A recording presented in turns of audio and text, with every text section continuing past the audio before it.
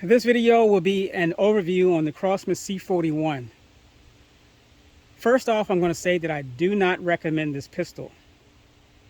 And the reason why is because of the steps that I had to take to get this pistol to shoot somewhat point of aim, point of impact. So the first thing I'm going to do is I'm going to show you my very first target. So today is my very first time shooting this pistol. And this is my very first target. Right here. This was at 10 yards. Now it may look okay, but this was a 5-shot group. This shot here was actually a bad trigger pull on my part. But as you can see, this pistol is shooting high left. So what I did was, I said to myself, I'm not even going to fight with this pistol. I'm just going to try to correct the aim. So I did, and in doing so, this was my second target. After moving the barrel a little, this is group number 1.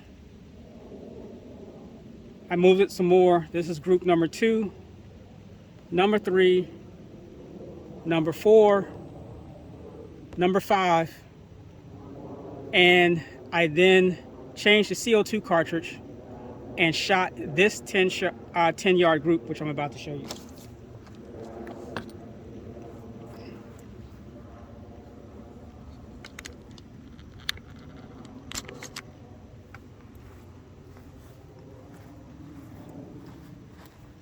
So there's the bench.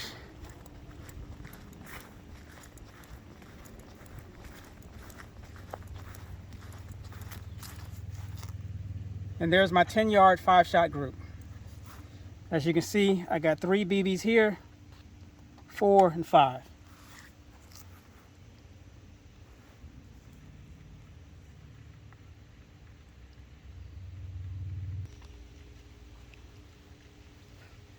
So the next thing I'm going to show you is what I did to correct the group or the point of aim, point of impact of this pistol. And I was questioning whether or not I should do that, but I'm going to put some disclaimers in here, and that is, I don't recommend everyone try to do this.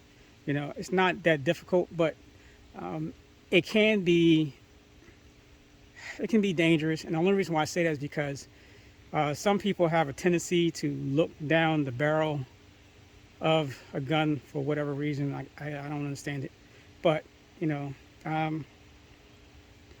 I don't recommend everyone do this, but I'll show you what I did real quick. And it was somewhat of a lengthy process. Probably took me about an hour and 20 minutes of doing so. There's the pistol. And I did this all while the pistol was charged with CO2. Of course, no magazine.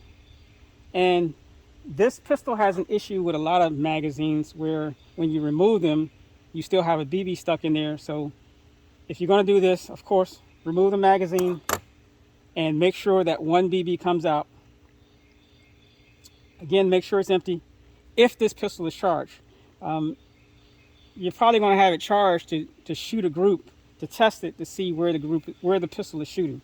Anyway, you're going to take a small Phillips screwdriver. You're going to pull back on the slide. I didn't want to go through this, but that's why I shot the group first before I disassembled the pistol again. You're going to remove this 1 Phillips head screw in the front, and it can be sometimes difficult to get out. But while you're doing this, you're using your thumb to hold back the slide, but you're using your index finger to hold the barrel in at the same time. And I'll show you why. So what's going to happen is this barrel, this cover is under spring tension. So as you can see, it wants to come forward. So you're going to do so. You're going to remove this. There's the spring. And there's another spring which actually moves the slide back into position. So just in case this happens to move out of place, which I will do right here. As you see, the spring popped out. I see it. I should have held that in place, but I wasn't thinking. Anyway, this is the spring for the slide.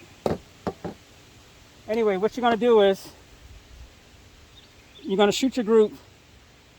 You're going to disassemble the pistol, take a screwdriver, punch, whatever, put it into the barrel, slightly press the barrel whichever way it needs to go, a little bit at a time. Don't crank on it. Again, it's not my fault if you destroy the pistol. Like I said, I don't recommend this for everyone. I've showed this once before, but bend the barrel a little bit, even pressure.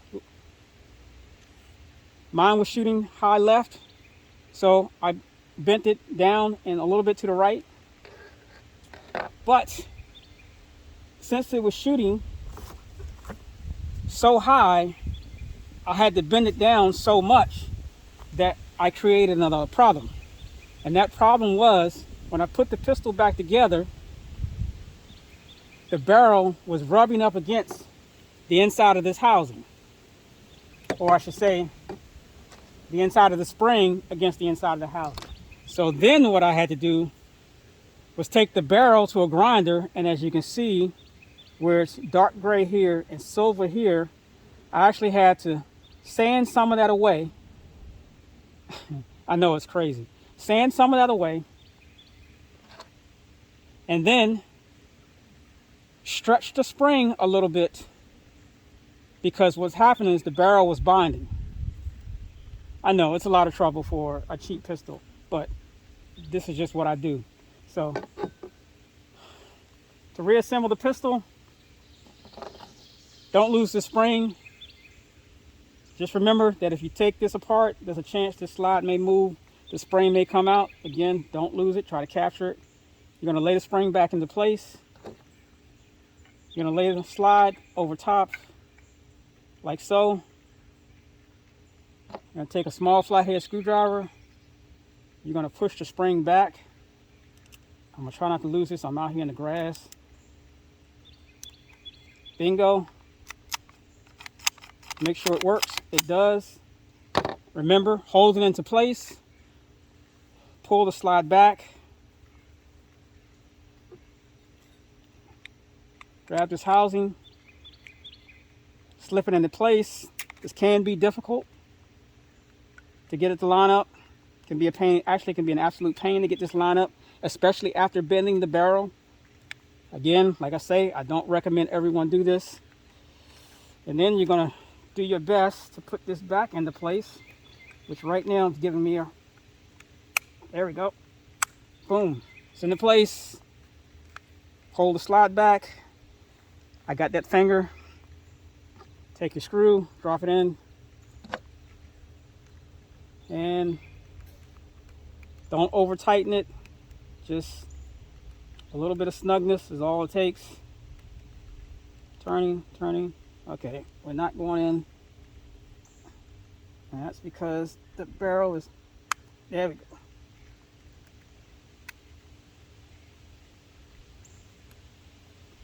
There you go. Okay.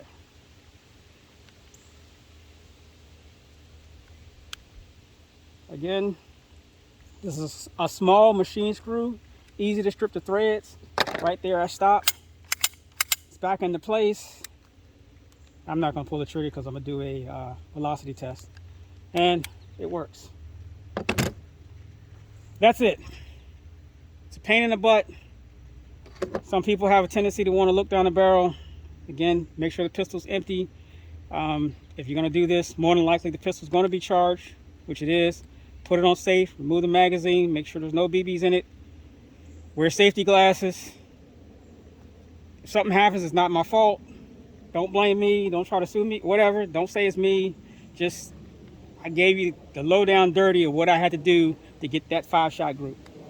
That's it. Next up is a velocity test.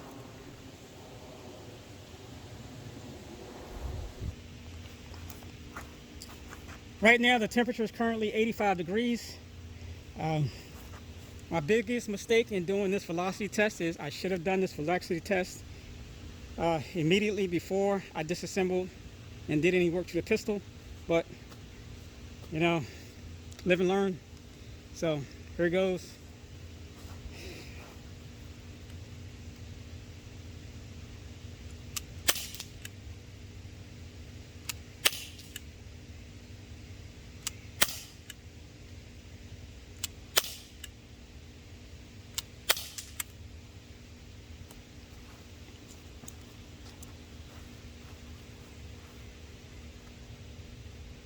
The box claims a maximum of 495 feet per second. We were nowhere near that. Again, maybe that has something to do with the barrel modification or work that I've done to the pistol. I can't really say, but for me, I'd rather have a pistol where I can hit what I'm aiming at as opposed to something that's shooting really fast. So next up I will do a little shooting with it. So I'm 11 yards back. I got a target and some cans set up, and I'm going to see if I can take them down and print some good, decent groups with this pistol.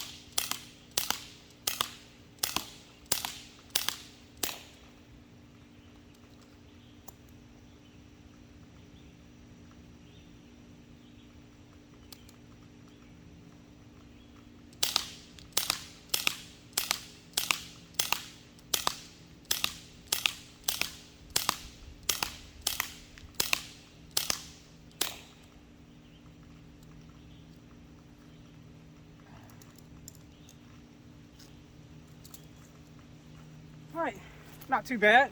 Let's go take a look at the target.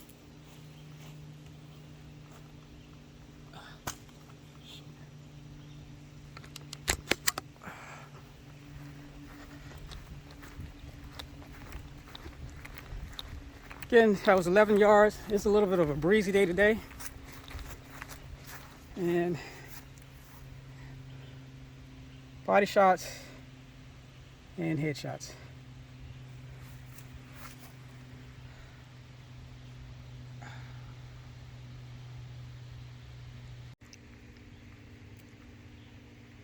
So that's it on my overview of the C41. Like I said before, to basically, I don't recommend this pistol. It doesn't have, I mean, it's a pretty much an old design, outdated design, you know, non-adjustable sights. As you can see, I did put white electrical tape on the front sight so I can see it better. Yeah, I don't recommend it at all, but I decided to go ahead and do a review on it, or kind of show you what it can do. The velocity isn't up to spec on this pistol, but the accuracy to me is better. Going from this group, my very first shots, again, this was a bad trigger pull on my behalf, but this is basically where it was shooting to this. So it was improved, the accuracy was improved, the velocity. I mean, I can work on that some more if I wanted to, but to me personally, this pistol just isn't worth it. And with that, that's the end of the video.